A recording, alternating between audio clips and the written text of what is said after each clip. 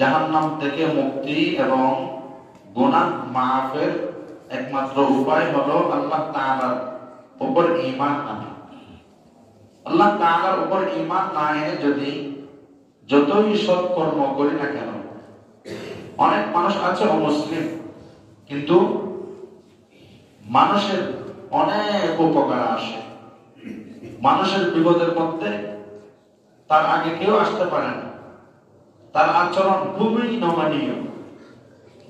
স্বাভাবিকভাবে দুনিয়াবি ক্ষেত্রে তাকে দোষারোপ করার মতো এরকম কোন অপরাধ তার থেকে সাদের হয় না, প্রকাশ পায় না।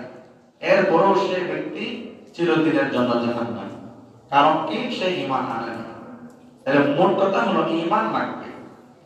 এরপর আল্লাহ বলেন মুত্তাকিদের আর কয়েকটি গুণ, বৈশিষ্ট্য, সিফাত আল্লাহ তাআলা বলেছেন, আস-সাবিরিনা ওয়াস-সাদিকিনা ওয়াল-কানিতিনা ওয়াল-মুনফিকিন।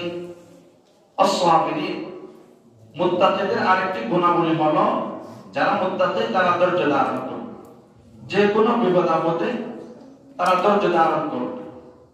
যাদের এই ধৈর্য ধারণের গুণটা আছে তাহলে বুঝতে হবে তারা মুত্তাকি।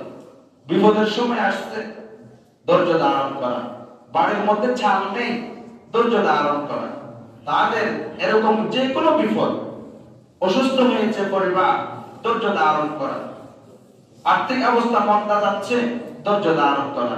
আস-সাবিরিন, এর মুত্তাকিদের একটি হলো গুণ ধৈর্য ধারণ করা। ওয়াস-সাদিকিন, মুত্তাকিদের আরেকটি বড় গুণ হলো যারা মুত্তাকি তারা সার্বক্ষণিক সত্য কথা বলে। সত্য কথা বলা এটাও মুত্তাকিদের গুণ। বিপদের সময়ও মিথ্যা কথা বলবে না।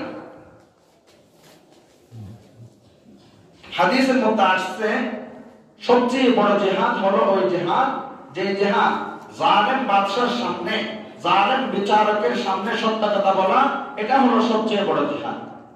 তাহলে মুত্তাকিদের দ্বিতীয় গুণ, তারা সার্বক্ষণিক সব সময় সত্য কথা বলবে।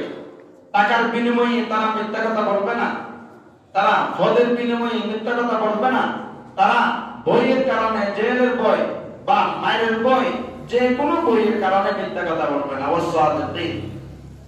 তৃতীয় নম্বর ওয়াল-কানিতিন, আল্লাহ তাআলা বলেন মুত্তাকি হলো ওই সমস্ত ব্যক্তি যারা আল্লাহ তাআলার সমস্ত হুকুম মাননেওয়ালা। আযান দিয়েছে, যারা মুত্তাকি তারা সাথে সাথে আযানের সাড়া দিয়ে নামাজের জন্য চলে আসবে। যারা মুত্তাকি, রমজান মাস এসেছে তারা রোজা রাখবে। যারা মুত্তাকি তাদের উপর টাকা আছে তাহলে তারা এরকম যাকাত আদায় করবে। যারা মুত্তাকি তাদের টাকা আছে, মক্কা মদিনা পর্যন্ত যাওয়ার সামর্থ্য আছে, তারা কি করবে? হজ আদায় করবে। তাহলে মুত্তাকিদের এটা একটা গুণ।